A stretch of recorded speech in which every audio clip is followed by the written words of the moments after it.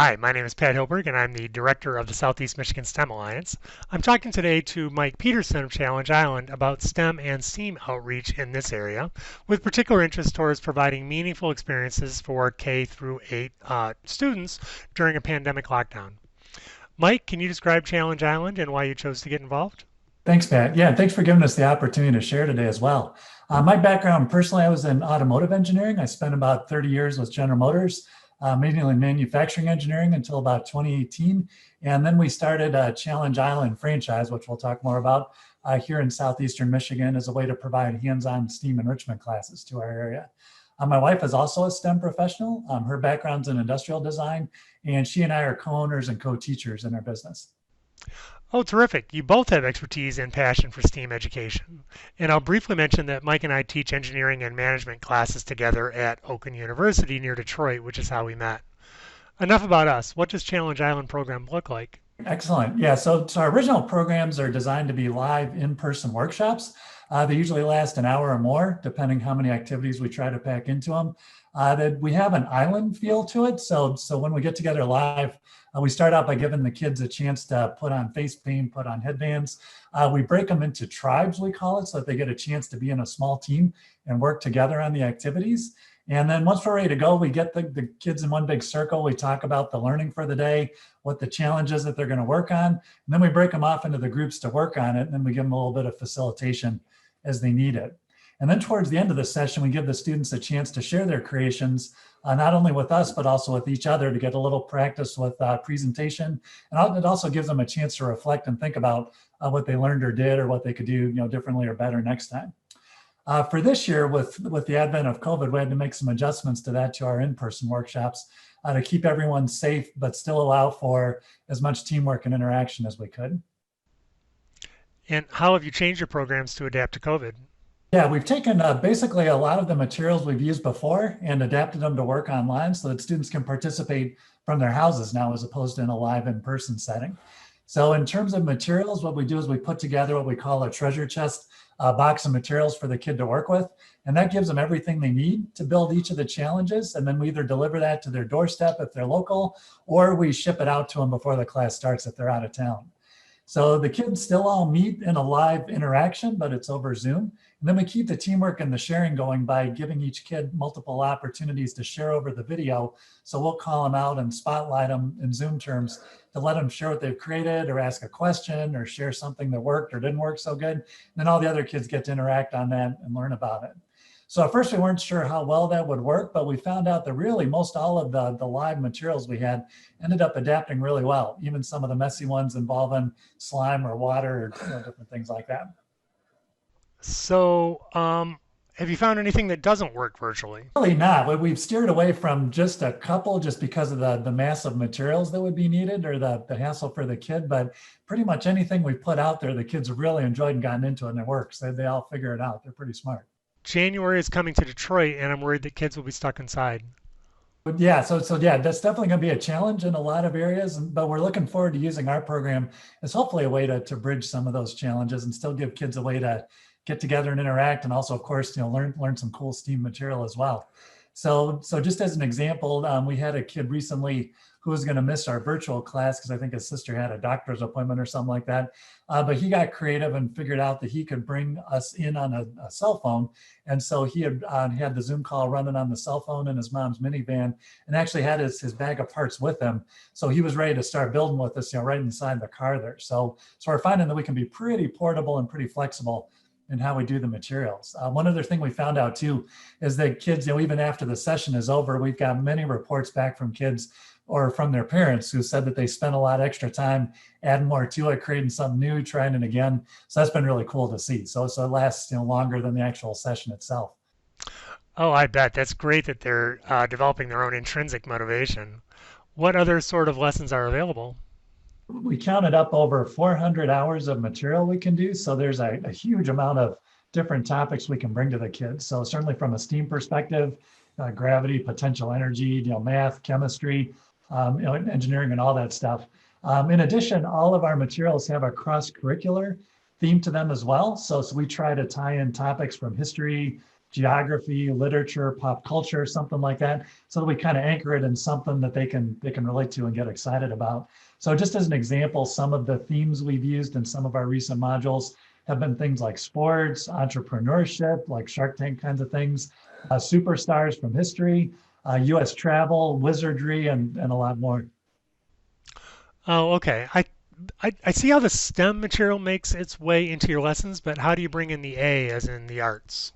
The art pretty much comes in just about every activity we do. So we consider that a critical part of the learning and part of making it fun for the kids as well. So our research and our experience has shown that kids get more engaged and they learn more if both the left and right sides of their brain are working. So it's not just solving a technical problem that comes up. So just as an example, one of our fun activities is building roller coasters. So we'll challenge the kids to, not only make it work, but also make it fun to look at, so they can name it, they can put a sign on it, develop some rules for it and that kind of thing. So we've noticed, especially in our live workshops where different kids are working together on one project, some kids will naturally gravitate towards the T side of it in terms of, building the challenge. Other kids will get into the A side of it for that particular activity in terms of making it look good. And so there's a role for everybody to play, just like real design projects for us grown-ups. Oh, cool, cool. Perfect. So who is the target audience for this? Our official target audience is ages 4 to 14, so we can certainly go on either side of that. And then we typically tap into those kind of kids either through schools or after school programs, and then we'll connect via the school directly or through local organizations or even Girl Scout troops. We do a lot of materials that help Girl Scouts accomplish the different badges and journeys they work on. And then these days too, we're also working through social bubbles or pandemic pods to connect with kids and bring these materials to them. And then is this local only to the Detroit area, or can anyone in the US or the world get involved? Yeah, we're much bigger than just here. Yeah, we're actually part of a national organization that has over 100 franchised operations, mainly all throughout the United States. So that the program was founded about 20 years ago in Atlanta by Sharon Duke Estroff. She started as kind of an after-school program for her second grade class and realized what potential it had and kind of took it off and shared it from there. So at this point, she's got a small but mighty headquarters staff that helps us all out in terms of providing curriculum, IT support, marketing, and all those things. And then we all leverage that and work together. Also, among all the owners around the country, we're constantly communicating with each other via Facebook groups and email to share ideas and bounce questions off of each other so that we can help each other to have as much reach as possible. Okay, okay. So for someone who's not in the Southeast Michigan area, how can they leverage Challenge Island? Our national website is located at challenge-island.com. So they can see the national version of what we're all doing. So if there's classes that they're interested in, they can see from there where the different franchises are located. So then they can certainly contact a local owner from there. Or if they don't see one, there's a place where they can just fill in a form and say, hey, I'm in Northern Maine, who can you hook me up with? Then our national office will get the right one of us involved to work with them on virtual sessions.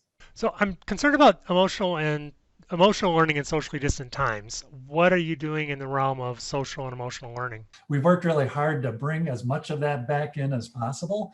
So for example, even though we're in different houses, we've seen cases where like if kids are already connected with each other and are in a pandemic pod group or they're already good friends interacting live with each other still, they're certainly welcome to connect in that way to the class. So that makes it even more fun for them because they're doing it with a friend in their house instead of on their own. The other thing we've noticed too, we work hard in each session. We'll throw in things like icebreakers to give each kid a chance to talk. And then certainly as we're working on the creations and as we make some progress on them, we really spend a lot of time in the class, probably over half of it, just letting each kid share what they've created and share ideas with each other and ask questions and that kind of thing. One other side benefit we've noticed too on the positive side of going virtual is it's given us a chance to connect kids together that never would have gotten a chance to work together before. So just as an example, this past summer, we were doing virtual summer camps and we did one related to US travel. I think we had kids from about 7 different states that had all connected with us one way or another to participate in that. So our first stop in our road trip around the United States was actually in Boston. And we actually had 2 young boys from Boston that were calling in. So they of course got all excited and they were, so when we talked about Fenway Park or Boston Harbor, the Boston Tea Party ship, they had been to those places. So we gave them a chance to share. And it was really cool for the other kids to see, talk with someone who had really been there. Where in a live class, there would have been no way to do that. So that was really fun to see. Oh, absolutely. To develop that sort of interaction is just a wonderful thing. These all seem pretty accessible. What is the out-of-pocket cost for a session? From a student perspective, the costs usually run about $10 to $20 an hour or so. So it depends on the topic and the location, of course. And then that money goes to cover all the supplies that we bring into the session, as well as of course the teacher's time, developing the new programs in the future, and basically everything needed to run a high quality session for them. How do you work with areas in terms of the digital divide? Yeah, good question. Yeah. So as we were trying to think how to go virtual, we wanted to make it as simple as possible. So basically, we do it all over Zoom, which pretty much every kid is familiar with these days. And so any kid that's got a cell phone that can handle that can hook in terms of video and audio. And then when it comes to the materials, I've got a couple options. With all our challenges we provide, we do our best to make them based on everyday, pretty common materials kids can get a hold of. So if we can't deliver to the kids directly, what we'll do is we'll send them what we call a scavenger hunt list. So like a one-pager PDF that shows them, here's the kind of materials you need to round up to build our bridge with us today or build our pinball machine with us next week. And so the kids can usually go to their local Dollar Tree or a grocery store and find most of those materials. It'll be straws and cups and tinfoil, that level of kinds of things that we do. So and then they can have what they need that way. But then also too, like I mentioned earlier, if they're local, at least in our case, we've been providing materials out to them. So we drop it off and it gives them everything they need. So especially for parents that are busy or looking for some way to get their kids energized, but not need to put a lot of work into it, then we can just deliver it all to them. So that's an option as well. Oh my gosh, that's fantastic. So who typically pays for the sessions? In most cases, the parents will pay. So especially if it's an after-school program. On the other hand, we also work with schools and PTAs. So they may have funding or fundraising they've done, so we can tap into that. In some cases, our owners also tap into grants and local foundations to cover the cost. And then of course, they provide all the legwork of actually delivering the sessions to the kids. So, and then as we mentioned earlier, we're located in over 100 different communities around the country. So we can do live sessions in any of those, and then we can go virtual anywhere. So as long as there's a way to cover it, we can figure out a way to do it. So what can Challenge Island do in areas where internet or even phone service may be hard to come by? So our backup plan, of course, would be in person. So for areas that are allowed to do that, we certainly can travel to anywhere where the kids are at in the area and then do the sessions live. So that's definitely an alternative, still these days, even with COVID. That all sounds great, and it sounds like you have an exciting program that can really make a difference. Thanks, Pat. Yeah, and we really appreciate the opportunity to share today as well. Yeah, we think we've got a pretty cool program in terms of national coverage, hands-on projects we provide, being able to keep the materials low cost so the kids can easily get into it. So we've had a lot of fun with the kids we've done so far, and we're looking forward to continuing to grow and do different things and adapt to the changing world to reach out to even more kids as well. So again, thank you so much for letting us share today. We really appreciate it. If you'd like to learn more about Challenge Island's programs and outreach specifically in southeastern Michigan, please see this page for our website, also our email contact information, and also our Facebook page, which contains videos and other educational information. If you're outside of southeastern Michigan, please check out our global site to see all the locations we're located at challenge-island.com, or you can also send us an email or check out the Facebook page there as well. Thank you very much.